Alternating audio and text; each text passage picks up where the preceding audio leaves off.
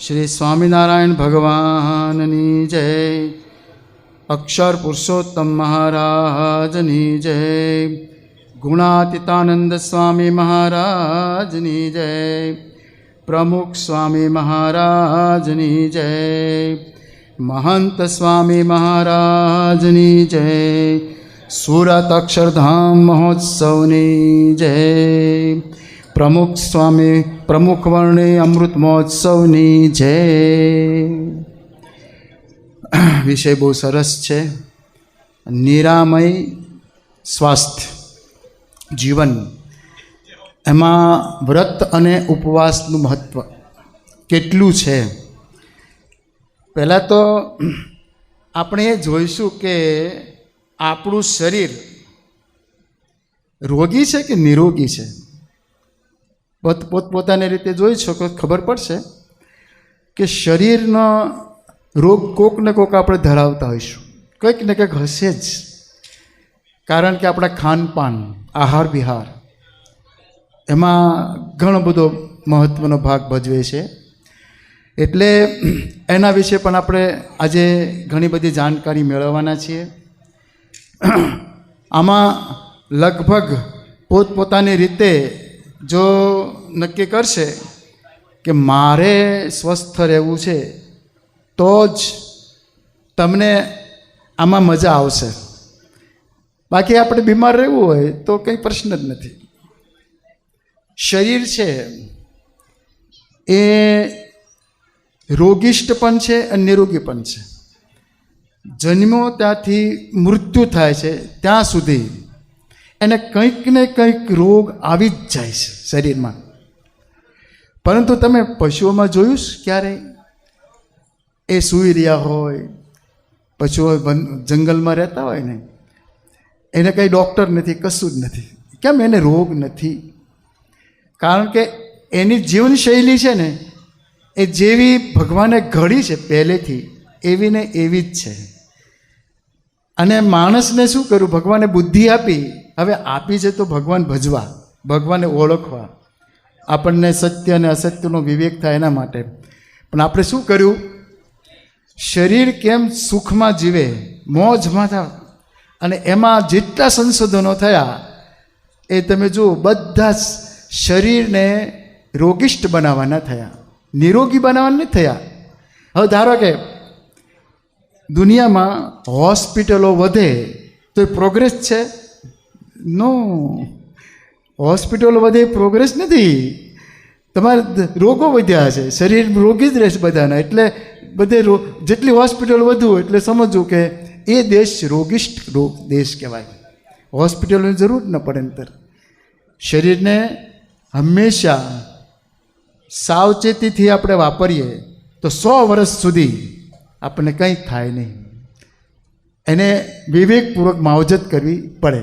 ભગતજી મહારાજ એમના જીવનચરિત્રમાં એમ કહે છે કે પતરાવળું હોય એમાં આપણે લાડુ જમીએ, દાળ લઈએ, શાક લઈએ, પણ એમાં કાણું હોય તો આપણે છે તે એને પૂરી દઈએ છીએ. પહેલાંના જમાના પતરાળું આવતો એટલે ભગતજી મહારાજે પતરાળુની વાત કરી. આજે થાળી, ધારો કે કાણી હોય તો આપણે કાણું પૂરાઈ દઈએ છીએ, પણ થાળી વાપરીએ છીએ, ફેંકી દેતા નથી. એમ શરીરમાં કંઈક રોગ થયો તો એ દવા લઈ લઈએ છીએ, પણ શરીરને શાના માટે દવા લેવી પડે છે?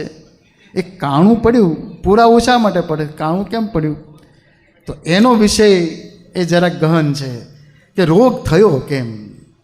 રોગ મને થવો જ ન જોઈએ. શા માટે થયો?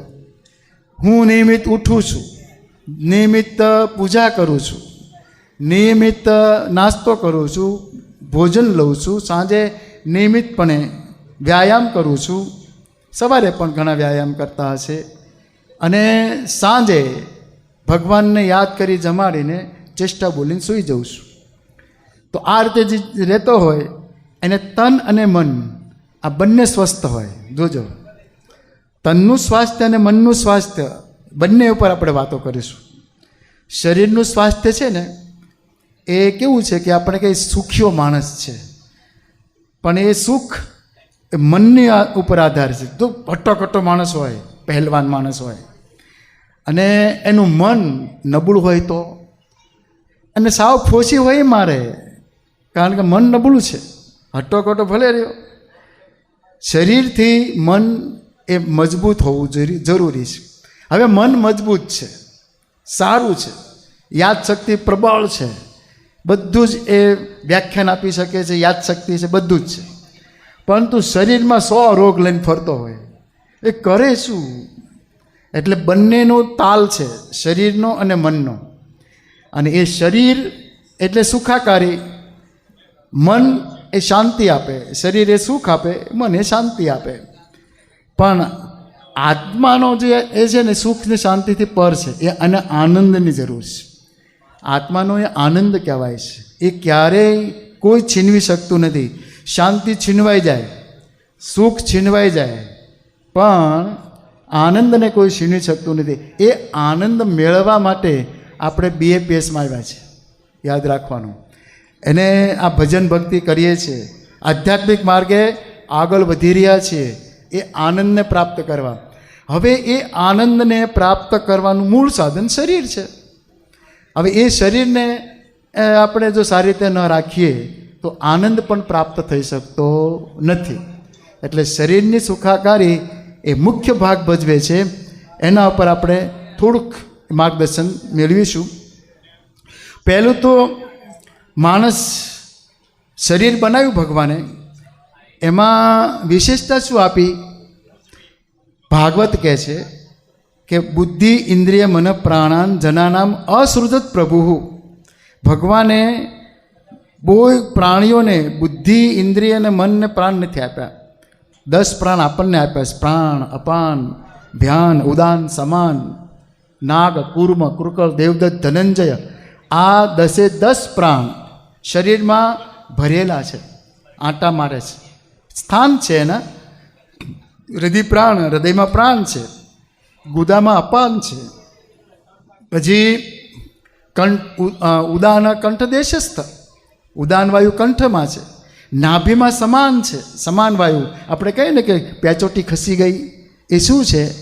વાયુ ત્યાંથી કંઈક આડોઅવળો થઈ ગયો છે, એટલે ચોકઅપ થઈ જાય અથવા તો ઝાડા થઈ જાય, બે બને, ગમે તે પેચોટી ખસે ને ત્યારે.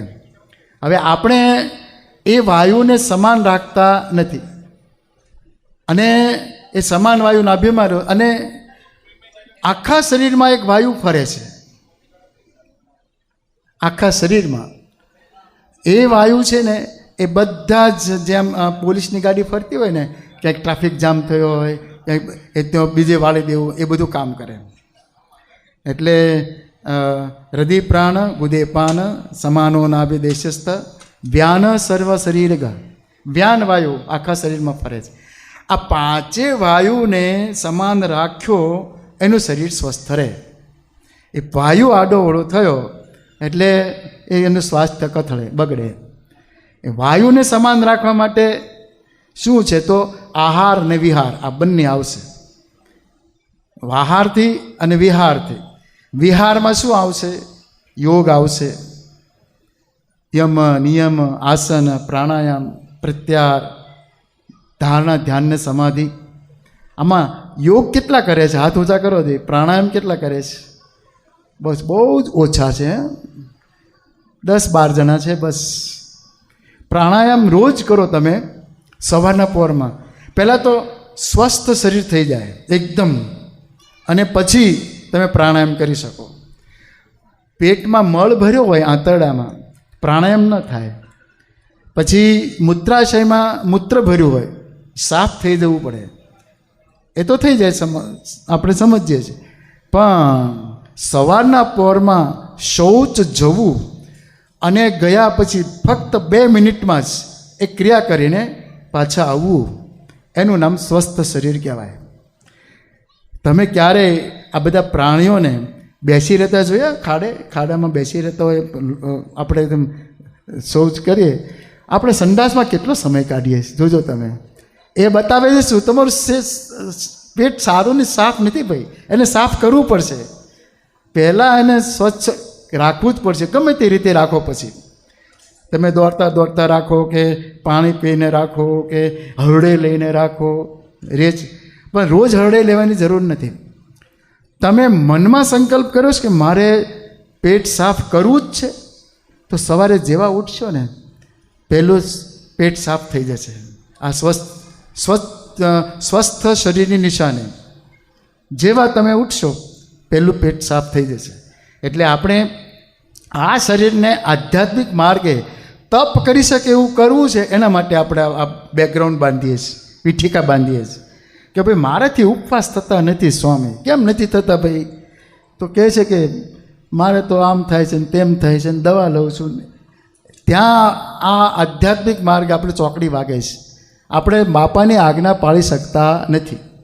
બાપાએ આજ્ઞા કરી કે યુવાન છે એને આ ચાતુર્માસમાં વિશેષ નિયમો લેવા, તો એના માટે સ્પેશિયલ બાપાએ આપણા માટે પત્ર લખ્યો છે. અદ્ભુત પત્ર છે. તમે બધાએ કદાચ આવી ગયો છે પોતાની પાસે, ખબર નહીં, પણ એ પત્રમાં બાપા આપણને શું લખે છે જોવા જેવું છે. બાપા એમાં કહે છે આપણને, બાપા કહે છે યુવકોને કહે છે, સંબોધીને જો એમાં કહે છે કે સ્વામી શ્રીજી પૂજ્ય પ્રમુખ, પરમ પૂજ્ય પ્રમુખ સ્વામી બાપાના લાડીલા BAPSના યુવકો, એટલે આપણા માટે સ્પેશિયલ લખ્યો પત્ર. BAPSના યુવકો, પછી અંડરલાઇન કરીને લખે છે ચાતુર્માસના તપવ્રતના નિયમો. આ બધા વાંચનના ને એ બધા તો આપણે આવશે પ્રકાશમાન બદલે, પણ તપવ્રતના નિયમો આપણા માટે સ્પેશિયલ બાપાએ લખ્યો. એટલે આખા વિશ્વમાં જ્યાં જ્યાં BAPSના યુવકો સભામાં જાય છે બધાના માટે આ પત્ર છે. યોગી બાપાને યુવકો તપવ્રત કરે તે ખૂબ જ ગમતું. જો ત્યાંથી બાપાએ શરૂઆત કરી. યોગી બાપાને યુવકો તપવ્રત કરે તે ખૂબ જ ગમતું, એટલે કે પોતાને ગમે છે, બાપાને પણ ગમે. યોગી બાપાનું સ્વરૂપ છે. તપવ્રતે કરીને મનની મજબૂતી અને આત્મનિષ્ઠાની વૃદ્ધિ થાય છે. તો ચાતુર્માસ દરમિયાન યુવકોએ શ્રાવણ માસમાં નીચે મુજબના વ્રત લેવા. હવે એક ને બે મુદ્દા લખે છે આપણા માટે. એક મહિનાના કાચા ધારણા પાણા, આ પહેલું કહ્યું. એક મહિનાના કાચા ધારણા પાણા. હવે આમાં જેને ધારણા પાણા એકાદ વાર કર્યા હોય હાથ ઊંચો કરશે? વાહ, ઘણા બધા છે. હવે આ વર્ષે બાપાની આજ્ઞા છે, જેને નથી કર્યા કાચા ધારણા પાણા થઈ શકશે. એ ધારણા પાણામાં શું થાય ખબર છે? પાકા અને કાચા એટલે શું? એક દિવસ જમવાનું, બીજે દિવસે ઉપવાસ. જે દિવસે તમે ઉપવાસ કરો એને ધારણા કહેવાય, અને જમો એ દિવસે પારણા કહેવાય. ધારણા પારણા 1 મહિના સુધી કરવાના. એટલે 15 દિવસ જમવાનું, 15 દિવસ ઉપવાસ. પણ એકદમ શરીર તમારું તંદુરસ્ત થઈ જાય, બધા રોગો નાબૂદ થાય જો આ રીતે ઉપવાસ આપણે બાપાએ કહ્યું ને એ પ્રમાણે ધારણા પારણા કરીએ તો. હવે ધારણામાં જે દિવસે તમે ઉપવાસ કરો છો તે દિવસે તો પાણીને કશું લેવાનું જ નહીં. એટલે નિર્જળા, એ સમજી લેવાનું, નકોરડો નહીં, નિર્જળા. પારણામાં હવે પાકા જો કરતા હો ને તો ફક્ત ને ફક્ત પાણી પી શકાય ને શરબત પી લો, સવારે પારણા કરી લો. ઘણા તો એકદમ બળિયા હોય તો બપોરે જ કરતા હોય પારણા, અને પછી ખીચડી કે મગ જે જમવાનું હોય અને ભોજન શાંતિથી બેઠા લઈ લે. આ બપોરનું ભોજન પાકામાં કહું છું, સાંજે નહીં લેવાનું, કશું નહીં. બીજે દિવસે ઉપવાસ, ત્રીજે દિવસે વળી પારણા આવે. આ પાકા ધારણા પારણા. પણ બાપા આપણને પાકા નથી કહેતા, કાચા કહે છે. તો કાચા કેવી રીતે થાય? જે દિવસે તમારે પારણા હોય, ઉપવાસ છોડ્યો, પારણા કરવાના છે, તો તમે 3 ટાઈમ જમી શકો, સવાર, બપોર, સાંજ. એટલું જ નહીં, તમારે વચ્ચે કંઈક ભૂખ લાગી, એ સિંગ ચણા ખાવા છે, કા ખાવું છે, ખાઈ શકો, કંઈ વાંધો નહીં. પેટને પૂછીને જમવાનું. પેટ ના પાડતું ના નહીં લેવાનું, એ તમારે જોવાનું. પછી મનની ભૂખે નહીં, તનની ભૂખે જમવાનું. મનની ભૂખ કેવી છે, ભૂખ્યા થયા ને તમને કપ આઈસ્ક્રીમ આપે ને ખાઈ જશો. જોજો અહીં સુધી આપણે ખાધું હોય બધું અને તમને થોડીક એક મુઠ્ઠી સિંગ આપશે ને ખાઈ જશો. એટલે એ મનની ભૂખ છે, ભૂખ્યા નથી, તમે જમીન ઊભા થયા છો. પણ કેમ ખવાય છે એનું કારણ આપણે હજી અહીંયા કાબુ મેળવી શક્યા નથી. એટલું જ નહીં, ખાખા જ કરતા હોય, બકરા જેમ ચાવ ચાવ જ કરતા હોય. તમે વિદેશના જોજો, ધોળિયા છે ને ખાખા જ કરતા હોય, હાલતા ને ચાલતા ના આમાં ગયા ને તેમાં ગયા. તો એ શરીરને શું એ કેવી રીતે વાપરતા હશે ખબર નથી પડતી આપણને. પણ મહારાજ આપણને કહે છે કે યુક્તાહાર વિહાર એ કરવો પડે તો યોગ સિદ્ધ થાય. એટલે હવે વિહાર આપણે જે વાત કરી ને કે યોગ સિદ્ધ કરવો છે, પ્રાણાયામ કરવા છે, આસન કરવા છે, ક્યારે થાય? તો જેટલું તમે માપસર ખાઓ. એને એવું કેવું છે કે ધારણા પારણા હોય તોય પણ શું, અને સામાન્ય રોજિંદા જીવનમાં ખોરાક લેતા હોય એ બધા માટે ધારણા પારણા કરતા હો ત્યારે પણ અને પછી પણ. એમાં શું કહે છે, ભોજનના અડધું 50% જ તમારે ભોજન ભૂખ કરતાં ભોજન જમવું, 50% જમવું, 50% ભૂખ્યા રહેવું. હવે જે 50% ભૂખ્યા રહ્યા ને એમાં 25% પાણીથી પેટ ભરવું, 25% પાણી જવું જ જોઈએ, અને 25% હવા માટે ખાલી રાખવું. ઠાંસી નહીં ભરવાનું, વાંધો નહીં, નાખો ને ઠાંસી નહીં ભરવાનું. આપણે મિક્સર મશીન ઘરે હશે, પેલું ક્રશર મશીન કહે ને, એની અંદર આપણે મરચાં કે આદું કે ક્રશર કરવું છે નાખીએ, ઠેઠ સુધી ભરી દઈએ. ધારો કે એમાં પાણી નાખીએ જ નહીં અને પછી ચાલુ કરો છે, ખુર કરી સાવ બંધ, બળી જશે મોટર.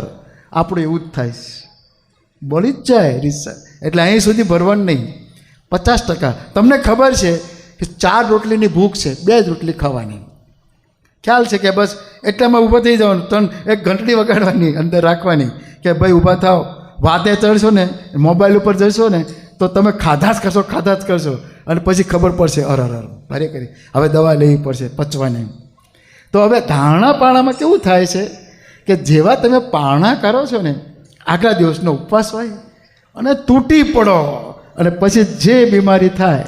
એટલે ધારણા પારણા એવા કરવાના નથી. એમાં જેટલો સંયમ રાખશો ખાવાનો એટલે ધારણા પારણા બહુ સરસ થશે. અને તમે જોજો ખાલી પેટે છે ને તો તમારી સ્ફૂર્તિ બહુ આમ એકદમ તાજગી વર્તાતી હશે, અને ભર્યા પેટે તમને સૂઈ જવાનું મન થશે, કંટાળો ચડશે, વાંચવું નહીં ગમે, યાદશક્તિ લુપ્ત થઈ જશે. આ બધું જ એ ભરાભર પેટ ખાધું છે. હવે ખાવામાં પણ શું ખાવું, શું ન ખાવું, બહુ જ ધ્યાન રાખવા જેવી વસ્તુ છે. હવે આ તો ધારણા પારણામાં તો આપણે ઘરે હોઈએ ને ઘરનું જે બધું બહારનું જ છે ને લગભગ આપણે એવોર્ડ કરવાનું છે.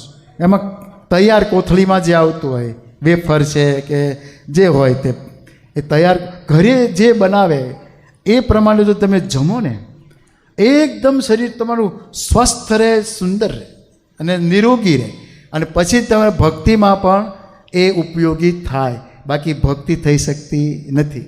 સવારે ઉઠો અને પેટ સાફ ન થયું હોય પછી તમારી જે પૂજા થાય ને એ ઝોકે ચડો અથવા તો ધોકે ચડો, કંઈ ખબર નથી પડતી કે તમે શું કરી રહ્યા છો. પેટ સાફ લાવવું એ પહેલું કર્તવ્ય આપણું બની રહેવું જોઈએ. સવારે ઉઠ્યા પેટ સાફ થવું જ જોઈએ, ઉપવાસ હોય કે પારણા હોય.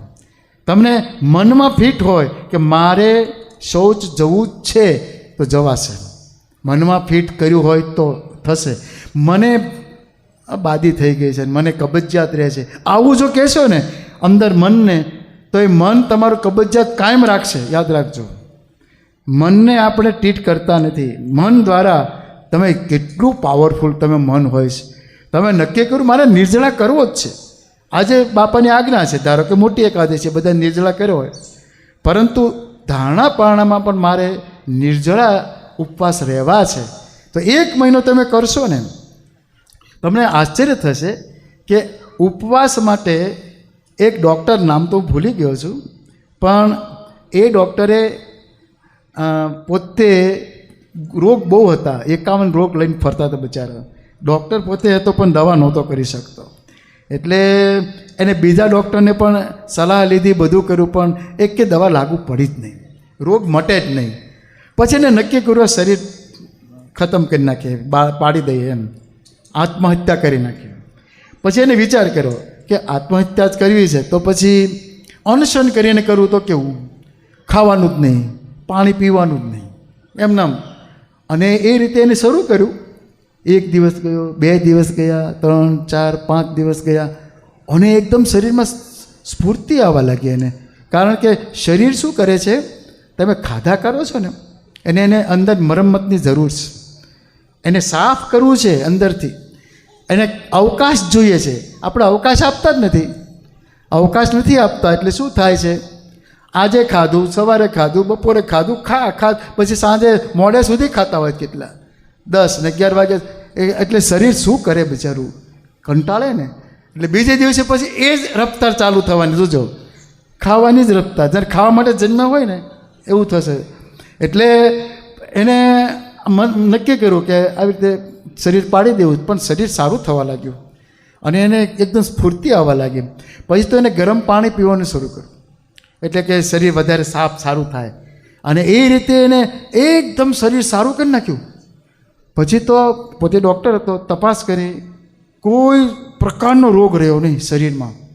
અને એના ઉપર એને રિસર્ચ કરી અને એમાં હવે ભારત આવ્યો.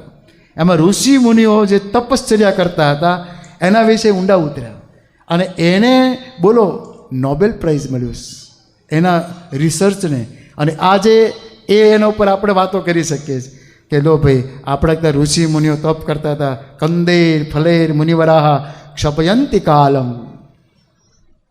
કંદ અને ફળ ને મૂળિયા ખાઈને ઋષિમુનિઓ જીવતા હતા. અને આપણે કેટલું બ્રેડ ને બટર ને આ ને તે ને કેટલું ખાઈએ છીએ. જુઓ તમે, આ એક સમજજો, આ તો બ્રેડની વાત આવી એટલે પછી એક બીજું કહી દઉં.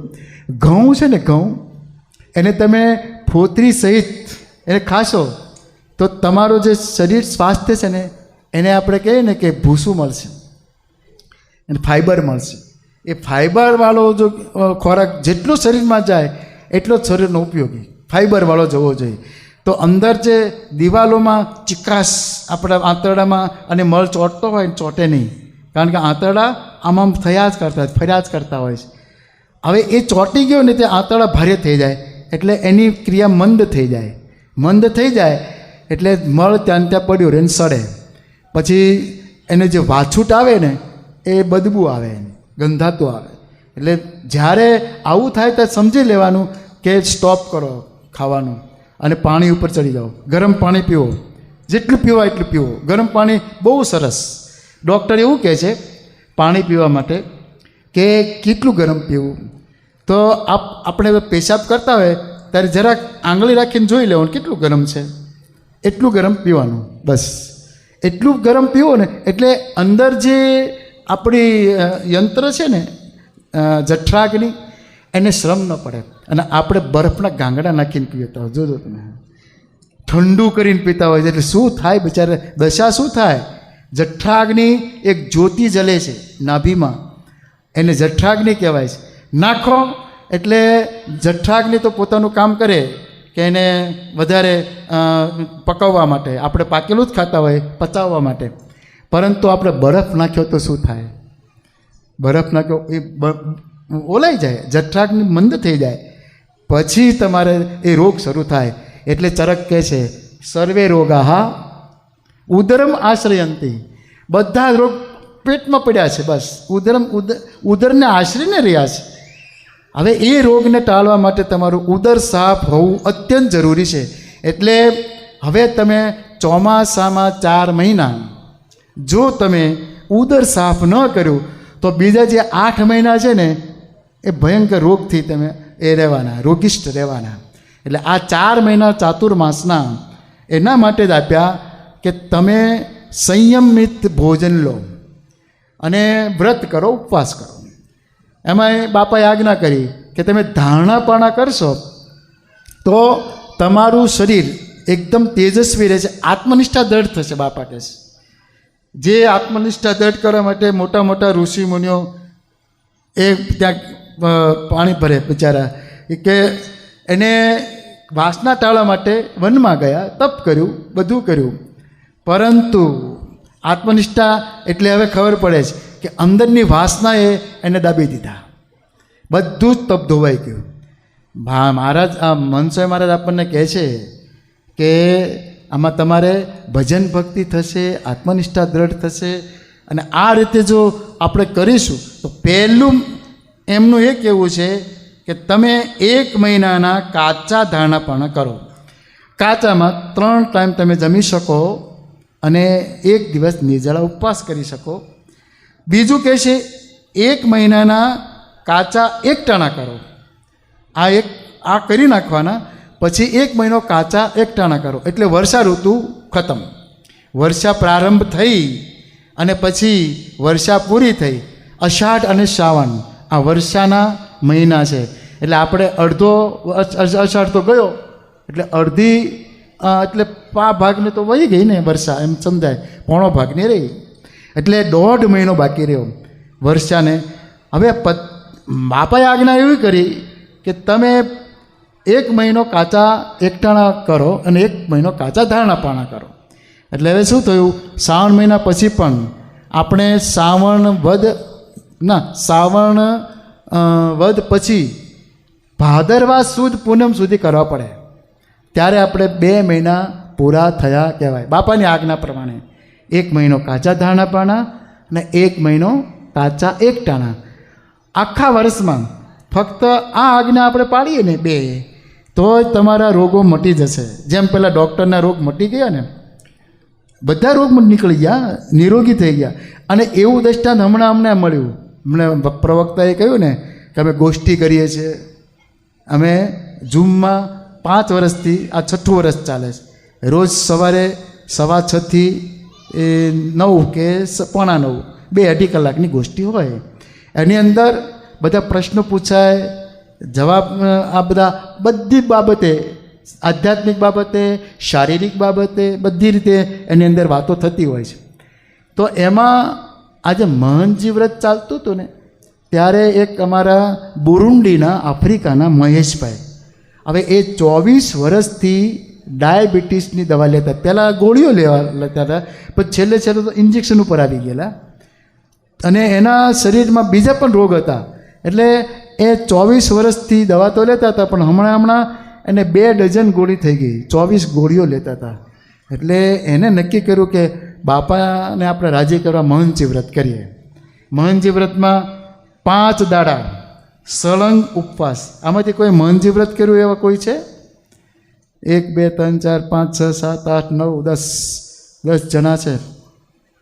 જો મહંતજી વ્રત કરે ને એને શું થાય, આખા શરીરમાં જેટલા કસાય છે ને રોગો, ઝેર બધા એ નીકળી જાય 5 દિવસમાં.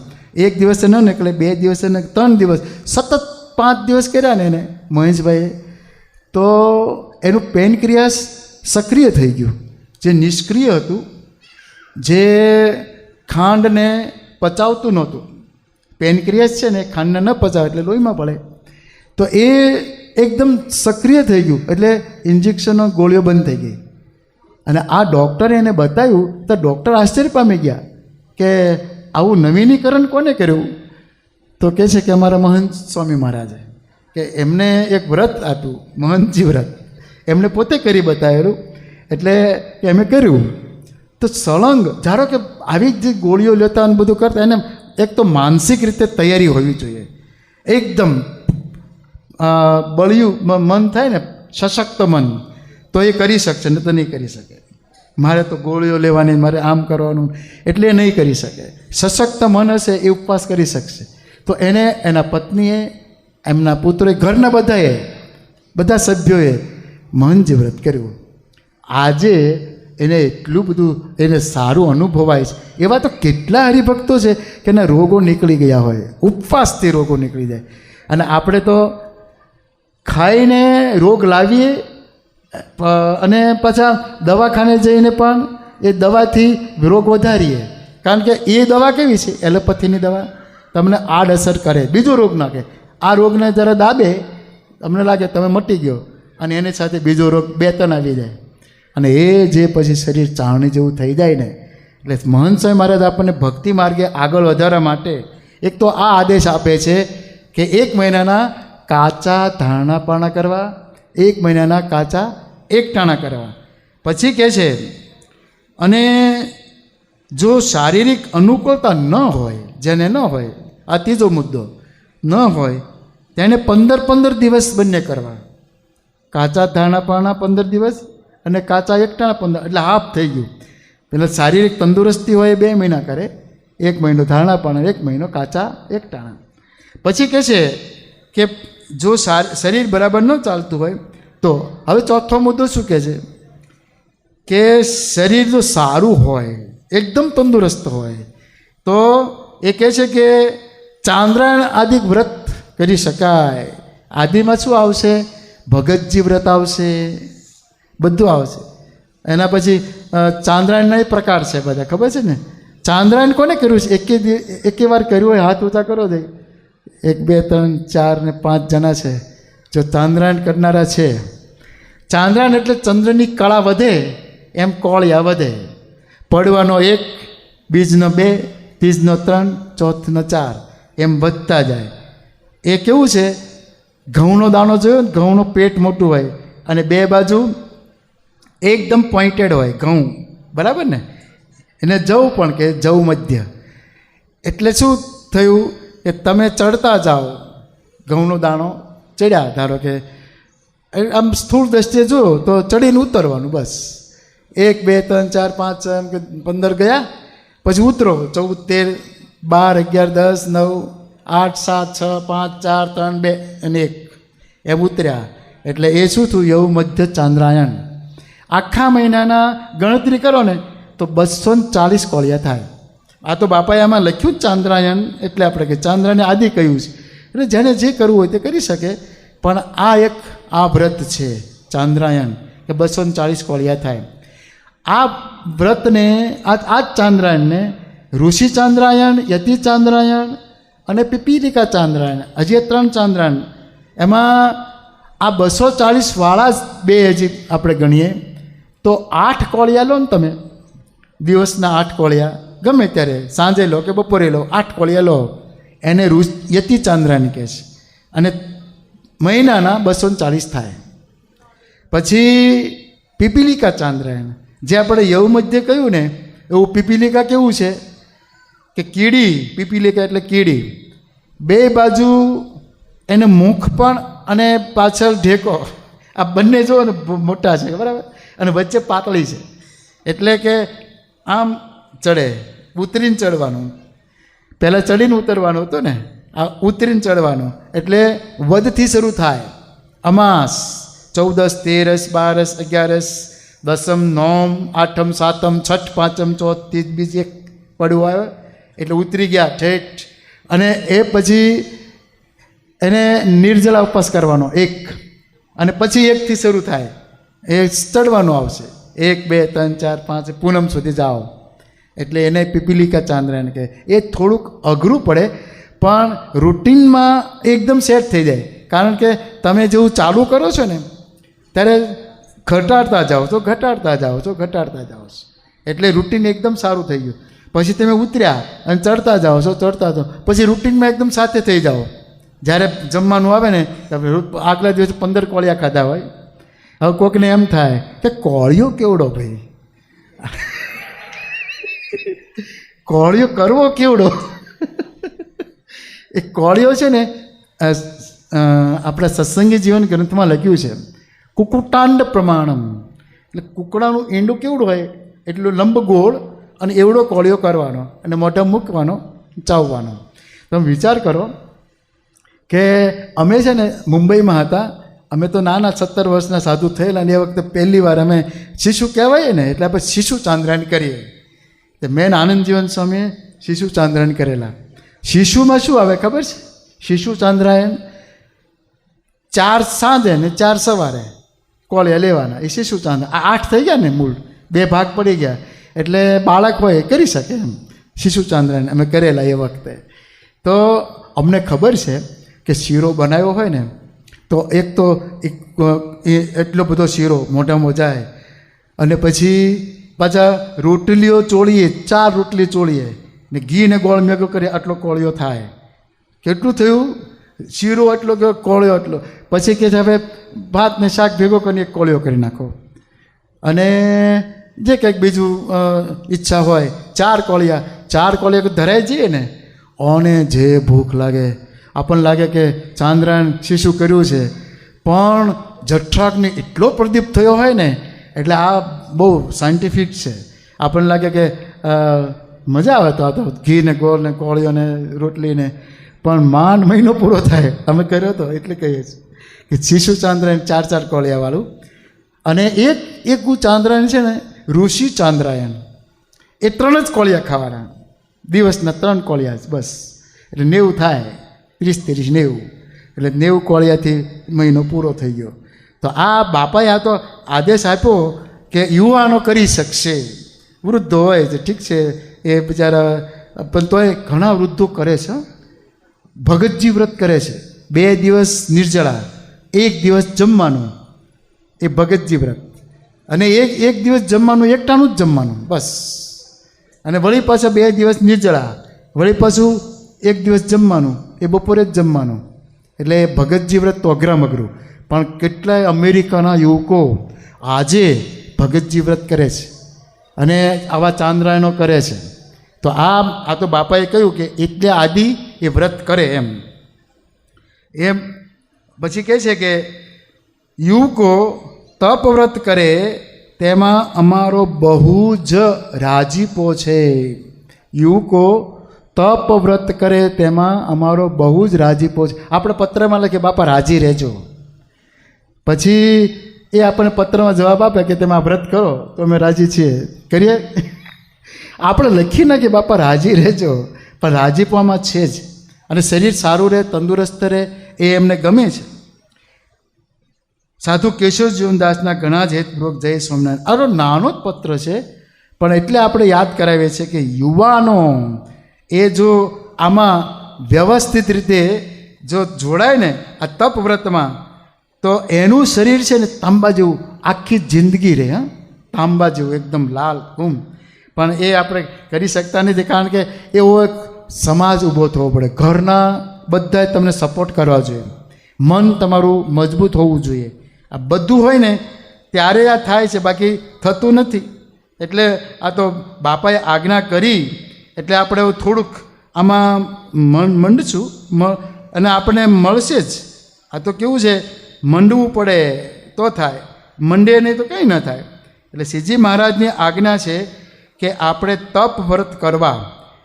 શ્રીજી મહારાજે કાર્યાનીનું 3જું વત્તામત લખ્યું, એની અંદર લખ્યું કે શરીરનું દમન, દેહ દમન શબ્દ વાપરો, દેહ દમન અને આત્મવિચાર આ 2 જોઈશે.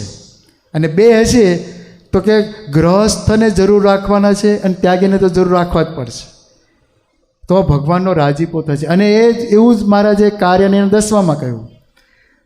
મહારાજ કહે છે કે રોગ આવે અને શરીર માંદું પડે પછી એને દવા દારૂથી સરખું કરો ના કરો, એ કરતાં રોગ જ ના આવે તો તપ કરો. તપ કરશો તો રોગ જ નહીં આવે. અને એમાં યોગી બાપા એવું કહેતા કે 5 દિવસે એક ઉપવાસ નિર્જળા કરી નાખે ને એને નિષ્કામ ધર્મ સિદ્ધ થઈ ગયો. નિષ્કામીપણું શું એમ પ્રશ્ન પોતે પૂછો કે 5 દિવસે એક ઉપવાસ, 5 દિવસે એક, તો 2 એકાદશી તો છે જ, મહિનાની 2 એ તો બાપાએ આજ્ઞા કરી દીધી છે કે 2 એકાદશી નિર્જળા કરજો. પછી પૂનમ ને અમાસ એટલે બેલેન્સ થયું, અને એક નોમ, શુદ્ધ નોમ, એટલે 5 ઉપવાસ નિર્જળા કરે મહિનાના, એ નિષ્કામી થઈ ગયો. વિચાર કરો, ભગવાનના નજીક થઈ ગયો. મધ્ય 33 મહારાજ જેને નિષ્કામીપણું આવ્યું એને ભગવાનને એને છેટું રહેતું નથી. અને નિષ્કામીપણું ન હોય તો કે અમારે ભેગો રહેતો હોય ને તો લાખ ગાઉ છેટે છે. આ મહારાજે મધ્યના 33માં કહ્યું છે. અને મહારાજ એમાં લખે છે કે નિષ્કામીપણું લાવવા માટે તમારે મનને વશ કરવું પડશે, મનને નવદા ભક્તિમાં જોડવું પડશે. બીજું કયું, આત્મનિષ્ઠા દ્રઢ કરવી પડશે. હું આત્મા છું, અક્ષરમમ પુરુષોત્તમ દાસોસ્મી, આ દ્રઢ કરવું જ પડશે. તો અને ત્રીજું કયું, એને લીલા ચરિત્રમાં ગૂંચવી મેળવું, ભગવાનના લીલા ચરિત્રો, એટલે તો એનું મન વશ થાય છે. બાકી વશ થતું જ નથી. તો આ ચાતુર્માસ શું કરે છે? આપણને બે બાજુ વ્રતે તપ કરાવે છે અને લીલા ચરિત્રમાં મનને ગૂંચવાવે છે. જીવન ચરિત્રો વાંચવાની વાત આ આજ્ઞા આપણને બાપાએ આપી કે જીવન ચરિત્રો વાંચવા. એ વાંચન યજ્ઞ આવ્યો, તપ યજ્ઞ, વાંચન યજ્ઞ, પછી કથા યજ્ઞ, શ્રવણ કરવું, કથાનું શ્રવણ કરવું. તો ચાતુર્માસ દરમિયાન આપણે યુવાનો છે ને એક ઋષિ મહાત્મા જેવું એક જીવન બનાવી શકીએ છીએ. જે બીજા છે બહારના એલ ફેલમાં ને શરીર આખું ખોઈ નાખે છે. આપણે ભગવાનને માર્ગે જો આ શરીરને વાળીએ તો આટલો બેનિફિટ આપણને બાપાએ આપી દીધો આમાં જ. અને આપણી ગુરુ પરંપરા જો શ્રીજી મહારાજ જુઓ ને, શ્રીજી મહારાજથી માંડીને આજની ગુરુ પરંપરા સુધી બધાએ તનને નીચોવી નાખ્યું છે, શરીરને. હવે એને ક્યાંક બાકી હતું કશું? એ તો અક્ષરધામના પુરુષ હતા, ત્યાંથી આવેલા. એને સાધના કરવાની કંઈ જરૂર ખરી? એને કેમ સાધના કરી? આપણને શીખવવા માટે કે જો અમે પણ કરીએ તમે કરો, તમારાથી કેમ ન થાય. શ્રીજી મહારાજ લોજમાં આવ્યા ત્યારે તમને ખબર છે મીંઢી આવળ અને મરચાંનો ગોળો વાટીને ખાતા. હવે આ બંને વસ્તુ કેવી છે? રેચક છે. મરચાં એવા તીખા અને મીંઢી આવળ એ લઈ આવે, વગડામાં થતી હોય, એને વાટીને આવડો ગોળો બનાવે અને એ જમી લે. એ ખોરાક જ નથી ખરેખર. તો એ ખોરાક છે. આપણે એને મરચાંને ચટણી તરીકે વાપરીએ છીએ. એક મરચું જો લવિંગિયું આવી ગયું ને ચોટલી ઊભી કરી નાખે, તીખું એટલું હોય ભયંકર. તો આપણને મહારાજે બતાવ્યું કે તમે શરીરને જો તમે દમન કરતા હો ને, તો અમે તો આવું કર્યું છે, આપણે એટલું કરી શકતા નથી. ખાલી આપણને કહે છે કે ભાઈ તમે 2 કોળિયા ઓછા ખાશો ને એ તમારું તપ છે, એ પણ આપણને યાદ રહેતું નથી. ગુણાતીતાન સ્વામી વાતોમાં લખ્યું છે કે એ તપ બહુ ભારે છે. અને એક ટાણું જમવું, એ તો એક ટાણું જમવું અને દિવસે ન સૂવું એ સ્ત્રી ભેગા નિષ્કામે રહેવા જેવું કઠણ છે. આવું ગુણાતીતાન સ્વામી વાતોમાં લખ્યું. એક ટાણું જમવું અને દિવસે ન સૂવું એટલે કેટલું અઘરું છે બધું, પણ કરી શકાય. જે ટેવ પાડે ને એને થાય છે. બીજું, આપણને બહારના ખોરાકની બહુ ટેવ પડી ગઈ છે. એમાં તે જે આઈસ્ક્રીમ ને પછી મેંદાની વસ્તુઓ ને પછી જંક ફૂડ જેટલા હોય એટલા બધા જ, અને પેકિંગ ફૂડ બધા જેટલા વેફર ને ચેવડો ને આ ને તે ને તળેલું ને મીઠાવાળું ને બધું જ આપણે જુઓ ને કે એમાં ને એમાં રચ્યા જ રહીએ છીએ, ખા જ કરીએ છીએ. એટલે એમાંથી આપણી વૃત્તિ પાછી હટવી જોઈએ. એ મહારાજનું કરાવવું છે. અને એ જો કરશે ત્યારે જ થશે. નહીતર જો આજે નહીં કરો આજે નહીં થાય, કાલ નહીં કાલે નહીં થાય. મહારાજ આપણને એટલે કહે છે કે દેહ દમન અને આત્મવિચાર આ બે તમને રાખવા જ પડશે. જો આમાં આપણે થોડુંક એનાલિસિસ કરીએ તો ખ્યાલ આવશે કે આપણા શરીરમાં આપણે લઈને ફરીએ છીએ, પણ શું છે જો 90% રોગો ફક્ત પેટને કારણે થાય છે.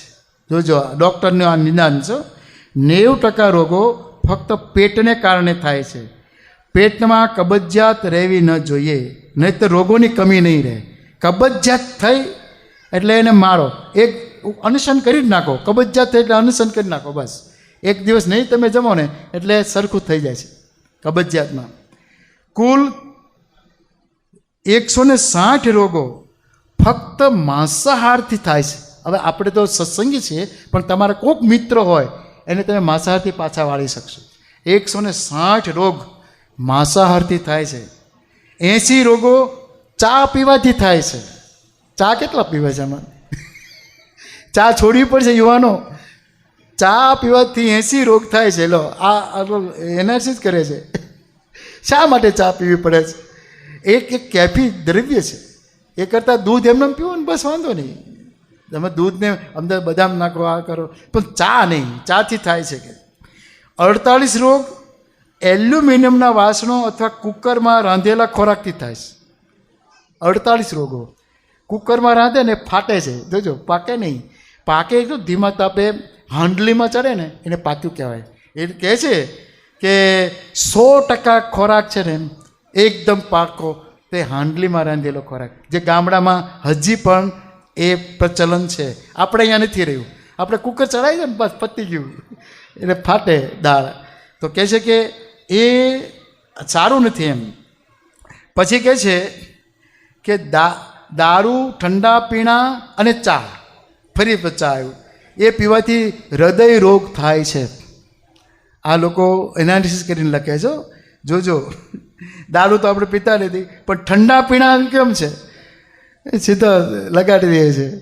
બારે ગયા, પિકનિકમાં ગયા, ઠંડુ આવ્યું, અરે શિબિરમાં ગયા ઠંડા પીણા આવે જ છે ને, જો તૈયાર પી લો ને, ક્યાં વાંધો છે, આ તો મંદિરે આપ્યું છે બસ.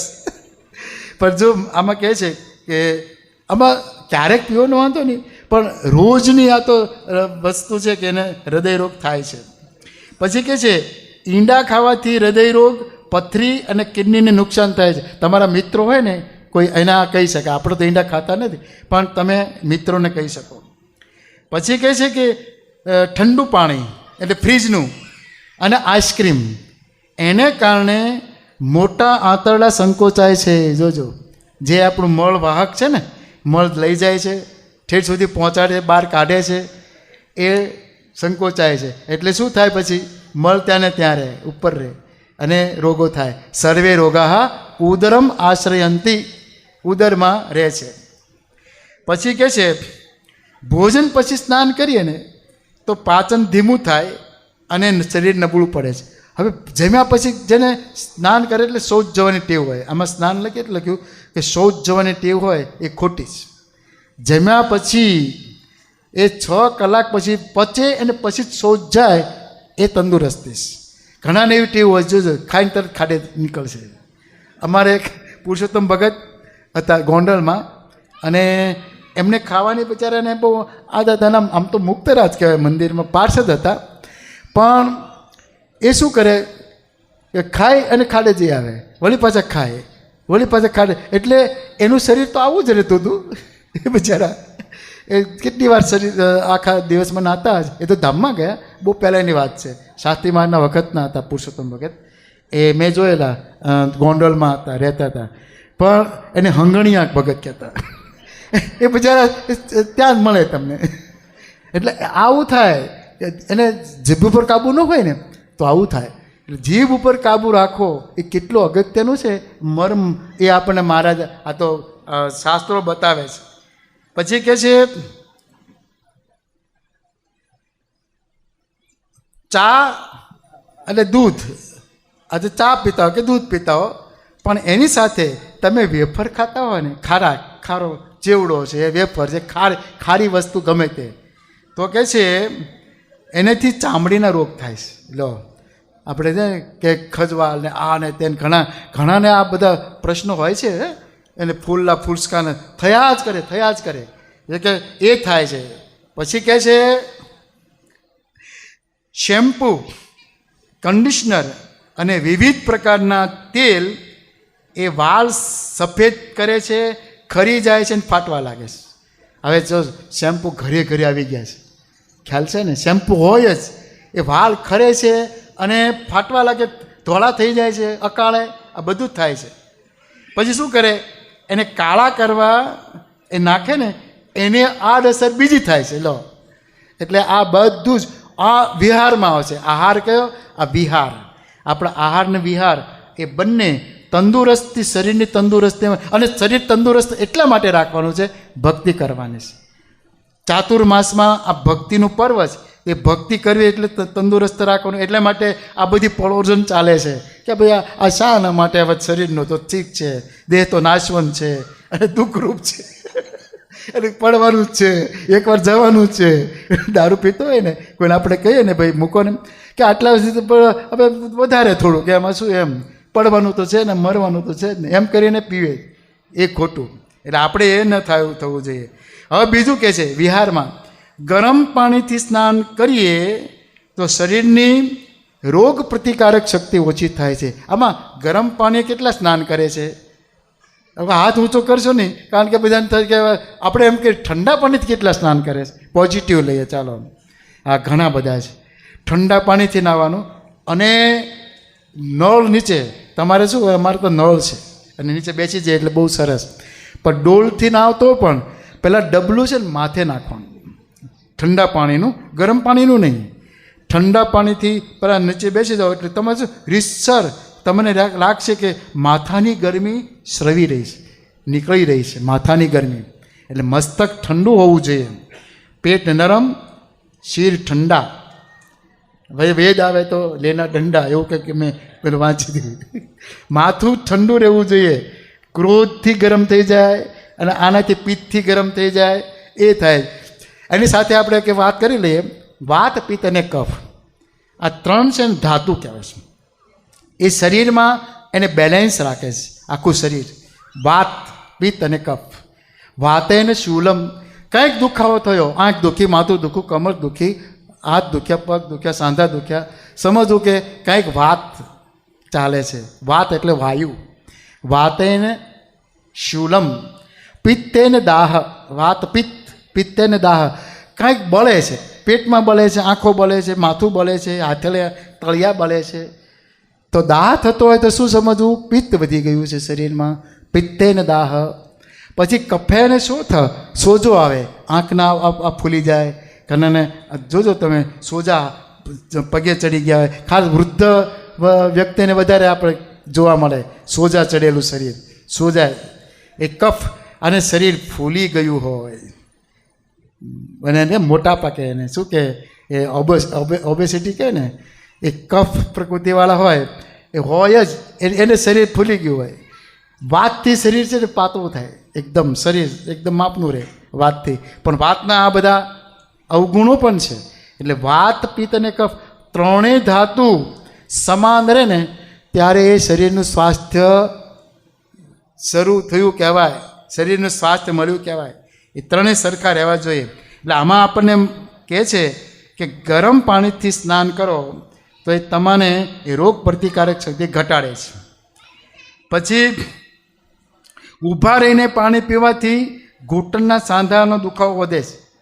બેસી જ જવું, બેઠા બેઠા પાણી, એમાંય તમે ઉભડક બેસીને નીચે બેસીને પીવો ને, ધી બેસ્ટ પાણી પીવા માટે. પણ આપણે એવું તો કરતા જ નથી ને, જેવા પેલામાં ગયા ને ઊભા પી લીધું, પતી ગયું. એનેથી પેટો એ બધે બધું થાય છે. આ બધા એ લોકો સંશોધન કરીને લખેલા મુદ્દાઓ છે. પછી કહે છે કે રાંધેલા ખોરાકમાં ઉપરથી મીઠું લઈએ. ઘણા શું કરે, ખોરાક રંધાઈ ગયો પણ થોડુંક ઓછું પડતું હોય ને ઉપરથી લે તો કહે છે એનાથી બ્લડ પ્રેશર વધે છે. લો, ઉપરથી આપણે મીઠું લેવાની ઘણા ટેવ હોય, પહેલાં ચાખે નહીં, હા આમ જોયા છે, જમ્યા ન હોય એ પહેલાં મીઠું લઈ લે. શાકમાં, દાળમાં બધા મીઠું, એને ઊંચું મીઠું જોતું હોય, એને બ્લડ પ્રેશર હશે જ. એટલે બ્લડ પ્રેશર એ પણ એક મોટી અત્યારે શું કહેવાય, આપણી જવાબદારી વધી જાય છે કે બ્લડ પ્રેશર એ આપણે હાર્ટમાં તકલીફ પાડે છે. પછી મોં દ્વારા શ્વાસ લેવાથી આયુષ્ય ઘટે. મોંથી કોણ કોણ શ્વાસ લે છે? નાકથી જ લેવાનું. ઘણાને મોં ખુલ્લા હોય, જોજો ખુલ્લા મોંવાળા હશે. બાળકને અત્યારથી ના પાડી દેવાનું, ભાઈ મોં ખુલ્લું નહીં રાખવાનું, મોં નાકથી જ શ્વાસ લેવાનો. પછી કહે છે પુસ્તક પર શરીર ઝુકાડીને વાંચે.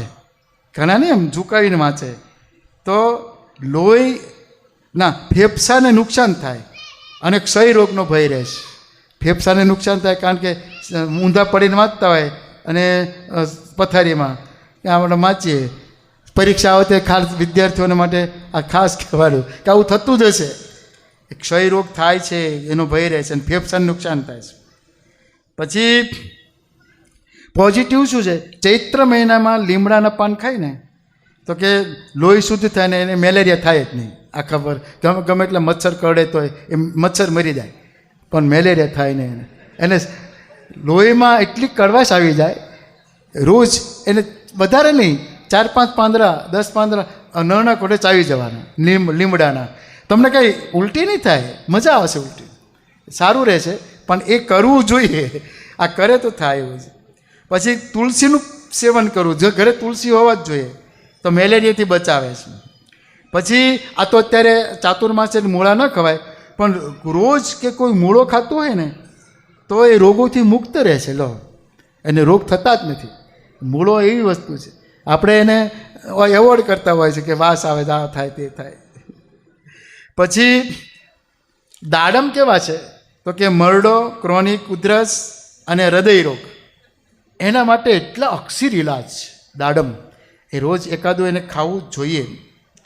પછી કહે છે હૃદય રોગ માટે દવા કેટલી છે કે એક તો કે ગોળનો રસ એટલે ગોળને ઉગાડીને પાણી પીવું, પછી તુલસી, ફુદીનો, મોસંબી, પછી સિંધો મીઠું અને જેને કહે ને આ ઘઉં ભરડેલા ને થૂલી કે થૂલું હોય ને એટલે મેંદો છે ઉપરની છાલ નીકળી ગઈ હોય પણ થૂલું એકદમ સારું કે છે.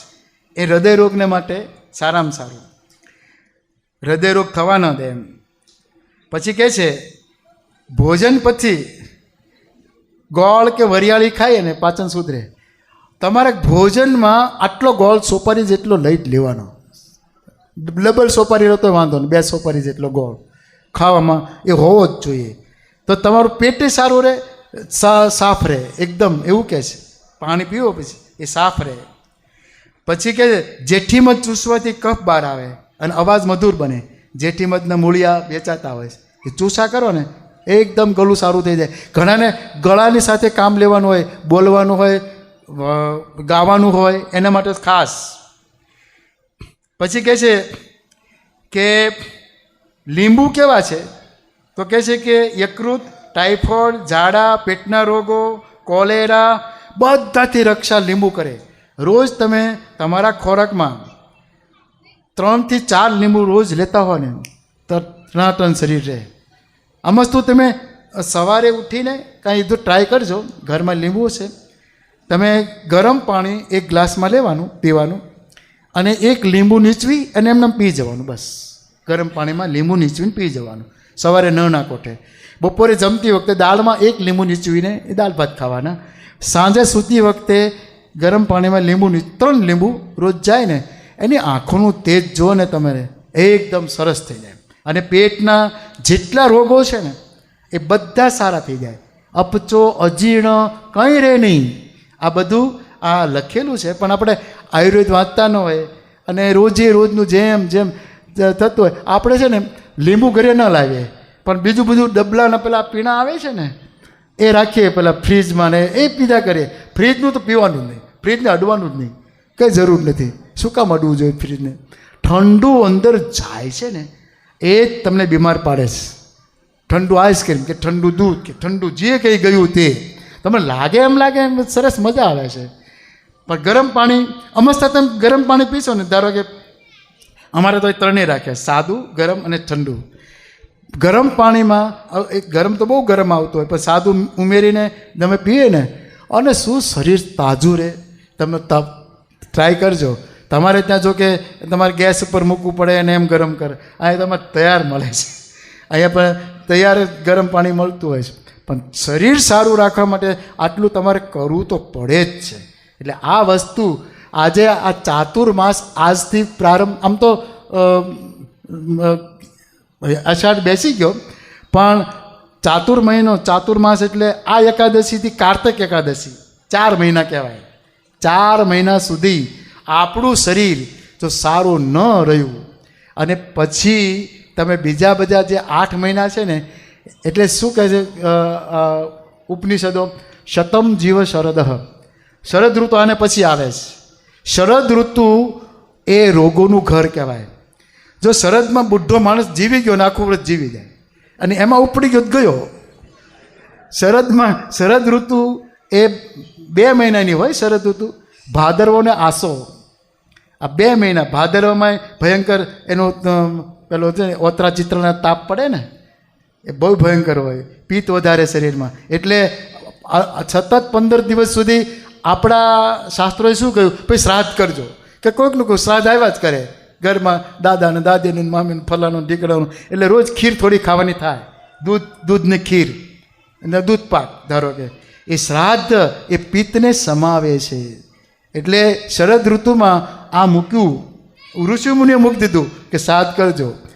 જો આપણે આ રીતે કરીએ ને તો શરીર આપણું એટલું સરસ થઈ જાય ને તાંબા જેવું થઈ જાય.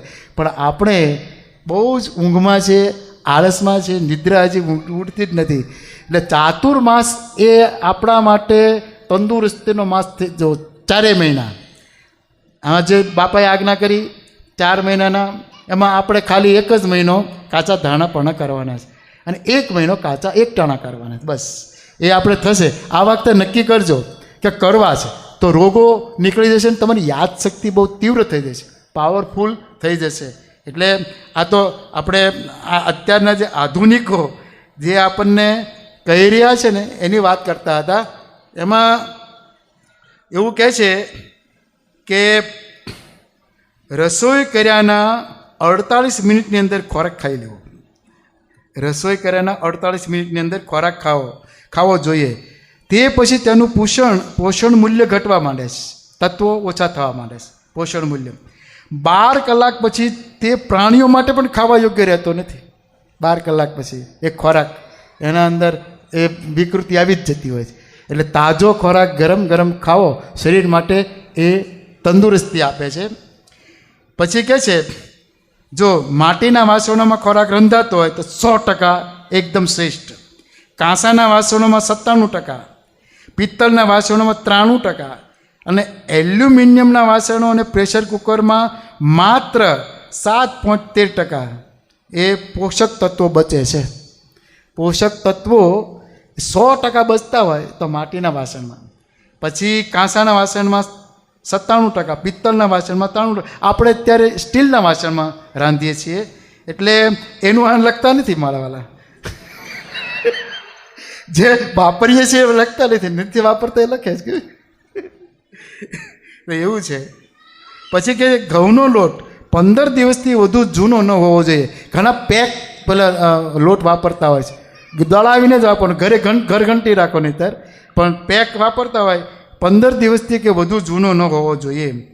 અને ચણા, જુવાર, બાજરી, મકાઈનો લોટ 7 દિવસથી વધુ જૂનો ન હોવો જોઈએ. 7 દિવસ મને વાપરી જ નાખવો પડે. એને કંઈક વિકૃતિ તો થતી હશે ને એ કહે છે.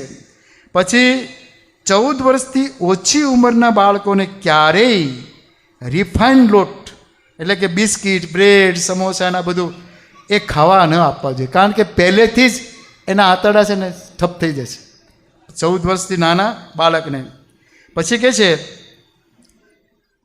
સરસવનું તેલ, મગફળીનું તેલ, નાળિયેરનું તેલ એનું સેવન ઓલ્ટરનેટિવ કરવું જોઈએ. ઘીનું સેવન પણ આપણે જે ખાઈએ છીએ ને એ પામોલીન હોય છે. પેલો જે તૈયાર આવતા હોય છે ને પેક ફૂડ પામોલીન હોય છે. એટલે આપણે આટલું જો કરીશું ને તો આજે જે આપણે બાપાને કરાવવું છે આ દેહ કરીને ભક્તિ કરવાની છે, દેહને એમાં વાપરવું આ સાધન છે.